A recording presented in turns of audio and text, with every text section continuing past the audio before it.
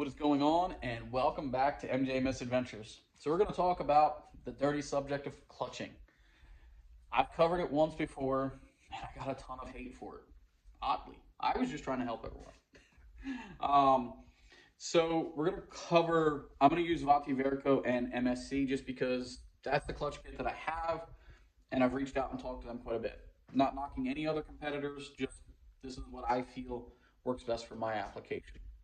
So let's cover a few things. And before I get going too far, remember to like, share, and subscribe. I appreciate everybody getting in the comments, and also all the love from everybody just reaching out and just kind of liking our videos, and honestly the subscribers that we've been getting, because I'm kind of surprised everyone wants to watch me on camera. So let's cover it. So there's so much misinformation out there in regards to the different springs, who needs what, why do you need it, and why are you going to invest your money, and with who? So let's cover that. Now, I'm going to reference right this minute, I'm using all the stock springs because I wasn't going to pull my Vati kit out just to do this video to then put it back in. But, so we're going to talk springs and clutching. So Vati makes 3 stages.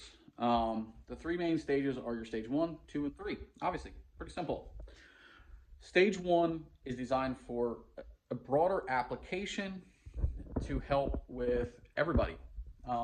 If you're on a stock machine, whether it's a zforce, uforce, or cforce, these clutch kits are designed to help you. It's designed for the application of a 25 to a 28 inch tall tire.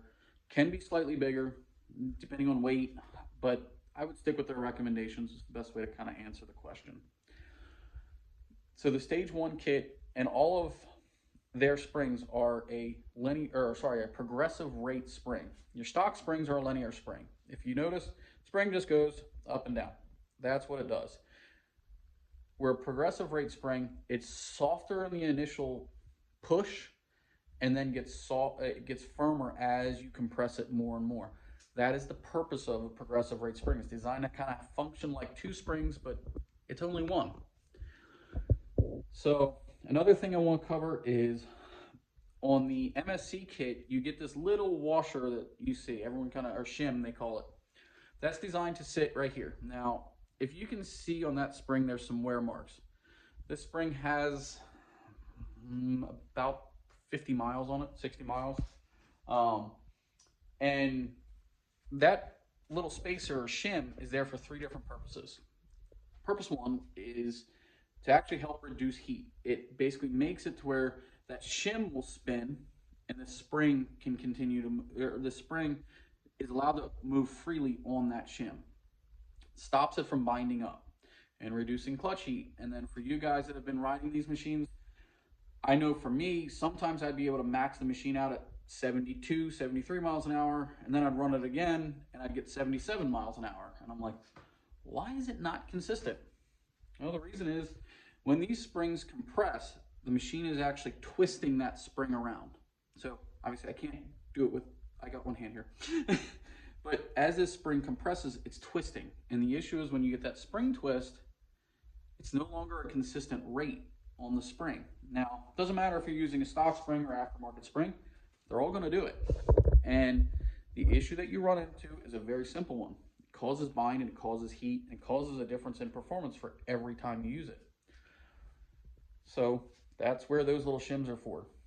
As I already kind of covered, it's designed to reduce heat. The other reason that it's there is any spring, doesn't matter if it's linear rate, progressive rate, they all are going to do this. As a spring continuously gets cycled over and over, and you got to think, these springs cycle thousands of times, maybe even millions of times each trail ride, depending on how many miles you do. As this spring continuously gets used, not something that's going to happen in its first day, but they lose some of their springiness. I mean, think of your old pens from back in the day. That spring loses its springiness. And the issue with that is a simple one. When it loses that springiness, it doesn't perform like it should. That saves it. That little shim reduces that and also helps to give that pressure back to it, even if it does lose a little bit over time and wear and use. It's going to happen. Your stage 1 kit though, so this spring and your weights, I don't have enough hands to hold everything, so bear with me. The stage 1 spring and the weights, that's designed, like I said, for you guys that are running from 25 to 28, maybe a 29 if you're on that cusp of like trail riding. For trail riders, plowing, general work, general trail use, just to help out. So that's a big advantage. And it also, one thing that I noticed, and I put it in that last video, or in my stage 1 versus stage 3 comparison, it also helps with your mid-range. Anyone who has these machines knows, like, they'll come off the line extremely hard, and then they'll kind of like nose over, and then it kind of just like runs along. It pulls, but it doesn't pull. So that's that one. Next is your stage 2 spring. This one is pretty simple. This is designed for you guys that are running, sorry, I gotta switch hands here. This is designed for you guys running from a, let's say like I think it's 28 to a 34, 35 inch tall tire. It's designed to put more tension on that belt and reduce your belt heat. And as I've proven already in my previous videos, it cuts belt heat down. And with doing so, that allows you to get, again, quicker back shifts, quicker acceleration, and helps with holding that engine where it needs to be. That's what these clutch kits are ultimately designed to do, is put the engine at the RPM it wants to stay at and hold it where it needs to be. Because it's not like a typical car transmission that has gears to continuously go through. The engine revs up and sits there, and it wants to stay at a certain RPM for its maximum horsepower and torque. That is its job. So that's covering stage 2. Next would be your stage 3, which is your helix. Now again, stock helix. I don't have the Vativerco pulled. Your stock helix, the stage 3 kit and the helix is designed for different applications. Now you're getting more into that user-specific application. This is where, again, I see a lot of misinformation from people that talk about the clutching and what it's for and who's best and blah, blah, blah, blah. I'm not going to dive into that, but I am going to dive into the conversation of the different helixes and why you need different things. Like the MSC trail kit, stage 3 trail kit, which gives you the new helix, spring and both springs and weights. That's designed for you guys that are going to do exactly that. General trail riding, maybe a little more aggressive mud riding, not looking to bury it in like the thickest, deepest, gloopiest mud swamps. Can it do it? Yes. Is it the best tool for the job? No. But they do make a mud helix for that specific application. So again, when you guys are looking at this stuff, it's something that is available to you. Just understand the right applications for the job. And as I said, I'm going to put this a link in the description below, which kind of tailors you guys to help give you the information you need. So when you reach out to Vativerco, MSC, or whomever, it gives you guys the information you guys need to ultimately get the right kit for your machine and not delve into a ton of money and changing stuff over and over and over again. But what's really cool, let's say you've got a stock machine or a fairly stock machine, but you want a little more performance. What's really nice about Vativerco and MSC, they've actually teamed up and been pretty smart about this. You can buy like your stage 1 helix, and I think they call it a performance plus or stock performance plus package. It'll be your primary spring and their aftermarket helix, and that's going to give you better performance for an application. Let's say you're running, not everybody wants to run 34-inch tall tires and wants to go dig their machine in the deepest swamp, but they want to be able to run, like I lived in Arizona for quite a while. They want to run on the main trails or the sand washes at 60 miles an hour and want to keep the RPM where it wants to be, the belt cool, everything else. That's where those applications are designed for, and not necessarily just for you guys in Arizona, but it's designed for a broad spectrum of even just a general trail rider that just wants a little bit more. So that's kind of those things. And you can, again, I recommend everybody don't take my information as like I'm the genius that knows everything about clutching. I don't. I'll be the first to admit it. I learn all the time from Vati Verico. RNG taught me quite a bit when I talked to him, and Joel and stuff like that down at MSC. I talk to all of them and I listen to all of them and I try to learn. And I spent a lot of time in it just to try and figure out what works and why do I want it in my machine and what's its benefits for me to tell you guys. So a big thing for you guys when you're home and you're debating on what kit to buy, don't always just go off of what's listed on the websites. Spend a few minutes sometimes and use this video as kind of like a key to kind of get you where you need to be and what kits you want or what you intend to do with the machine, so you can build from there. And that's the other advantage of the MSC kits. And again, I'm not so much selling their kit specifically, it's just the luxury is you can buy any one of their primary kits and then upgrade as you go. So let's say you got a stock machine and you're like, I'm not gonna go to 35s. I'm never gonna do that. We all start there. I know how it goes. But you start out on a stock machine, you just want a little upgrade, keep those belt temps cool, and maybe just kind of help you get through a little bit of mud here and there. Go to stage 1. And then as you ride more and more, and you're like, you know what, I want to go bigger. I really want a big tire now. I'm kind of ready to get there. Go to a stage 2. And it's not an expensive upgrade at that point. Or if you're like, you know what, I just want to go all out, throw stage 3 in. But reach out to these manufacturers and discuss with them, hey guys, like I've got XYZ machine, I got a cforce 1000 that I want to put 32s on, let's say. Now, these manufacturers can help you, and hopefully this video will help you, guide you into what you need or what you should get for your specific application, because every application is different. So, enough of that rambling. I'm going to kind of give you some closing thoughts, just to make it simple. Because I've ran this kit now for a year, a little over, I think it's like 400 miles, something like that. 300, 400 miles. I'd have to go back and look at exactly when I did the clutch testing and everything else to get a true number. And when I started that clutch test video was actually put on in part by RNG Performance. And I'm not advocating for them, just putting it out there. I was a big RNG guy, and like Steve, like RNG, should I say, and he helped me a lot. He actually is the one who helped push us into YouTube again. So when I did that clutch comparison, it was designed to kind of just give everyone broad information, because I was independent. I don't have a tie to MSC. I didn't have a tie to RNG, but I was friendlier with RNG than I was MSC.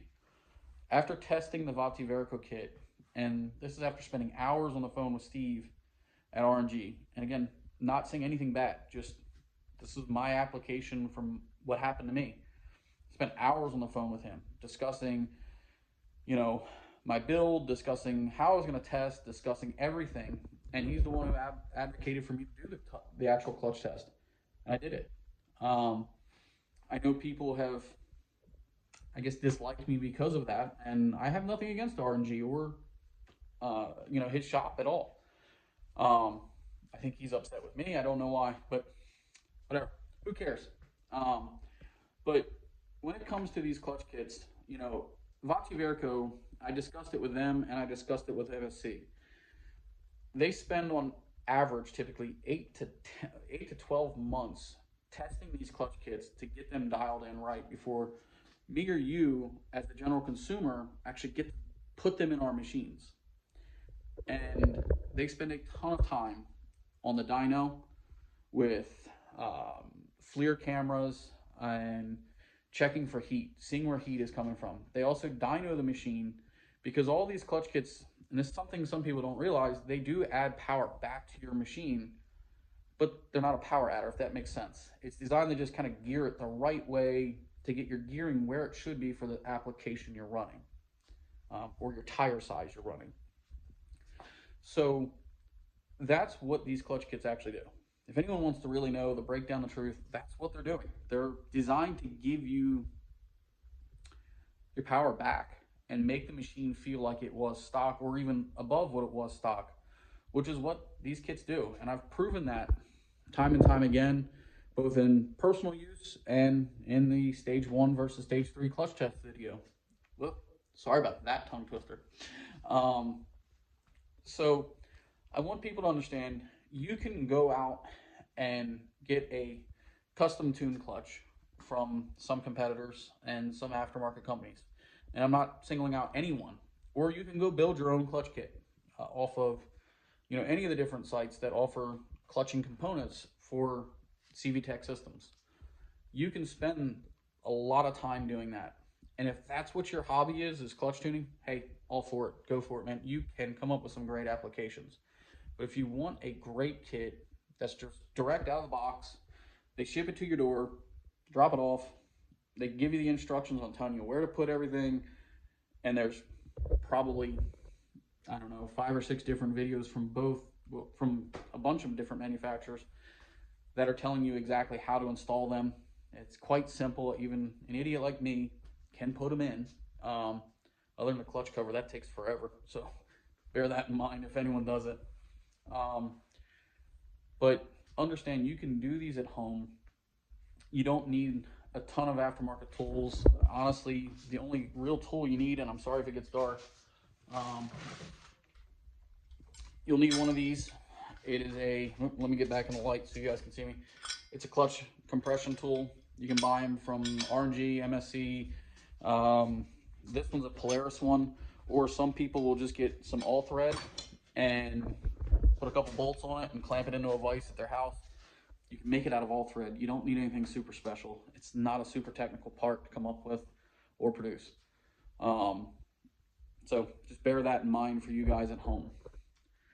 But like I was saying, you guys can spend a ton of time, a ton of money on this stuff, or you can buy kits that work, that have proven results. And that is something that I think a lot of people should take to heart, and understand when you go buy these kits, what they're for and the application that they're getting you into. Because I've seen people that are throwing, stage 3 clutch kits on stock tires and just cruising roads, and it's tearing up primaries, tearing up secondaries, tearing up belts, because the clutching actually needs that resistance from the tires, and people aren't putting it on, or they're over clutching their machine or under clutching their machine, and then upset that the products aren't doing their job. And it's not a fault of the product. And I think something that we all need to understand, we all make mistakes. If anyone wants to know if this belt's ever smoked on this machine specifically, I've smoked it twice. And I can openly admit both were my fault. I'm not gonna lie to anyone and tell you I didn't. I did. Once I was trying to do a 4-wheel drive burnout when I thought I was in 2-wheel drive. That didn't go well. The second one was in my seatbelt video. If you go back, I'll put a link down below as well. If you watch towards the end when I got stuck, I did smoke the belt a little bit in that one. That was solely my fault because I was in reverse, trying to ease into the throttle to get the tires to slowly slip to where they would kind of get up and grab versus just dig. Both were my fault. I will own that mistake. That was my fault. Not blaming a soul for it. It wasn't the clutch kit's fault. It did its job. But on the trail, for general trail use, never had a problem. I run, like I said, between 100 and 120 degrees pretty much all the time. If I'm hammering on it for a long time, and I mean, I'm not talking 5 minutes across the field. I'm talking 30 minutes, 40 minutes of just constantly romping on it as hard as I can, wide open throttle, and just burying it. I've seen 170 in this machine. And that's on a Razorback belt temp gauge. And I mean, anyone who's out there that will know, or that will talk about them, they are kind of the cat's meow when it comes to belt temp gauges. So if you want to save yourself some money in the long term, and you also want to have something that you can rely on, look into these clutch kits and take the information I give you and do some research on your own. That is my biggest goal. I don't want people to think that I'm saying just buy one kit or buy this kit or buy whomever's kit. It is solely there so you guys can get the best kit for your application at home. So I hope that this helps. I hope that this gives you guys some information that you guys can use. And I'll see you guys on the next one. Remember, like, share, and subscribe. And throw a comment down there below. Even if you liked the video or even if you didn't, I still get it. It's okay. Put it down there below and let me know. And if you guys have any topics you guys want me to cover, whether it's clutching even more, because I mean, I'm independent. I don't care who you buy. Personally, at the end of the day, buy what you want. I'm all for it. Or if it's anything else, if it's something Cfmoto related, or if it's Segway related. I know some people know this machine's gonna go. We have a Segway coming, and just waiting on it to arrive finally in the country. That's a waiting game, unfortunately, for a brand new unit. But if you guys got any questions or any other comparisons you guys want me to do, if I can make it work, I'll make it work. I don't have a problem with it. So I appreciate everyone watching and sticking it out, listening to me ramble on about stupid stuff. So I appreciate it, and I'll catch you guys on the next one. See ya.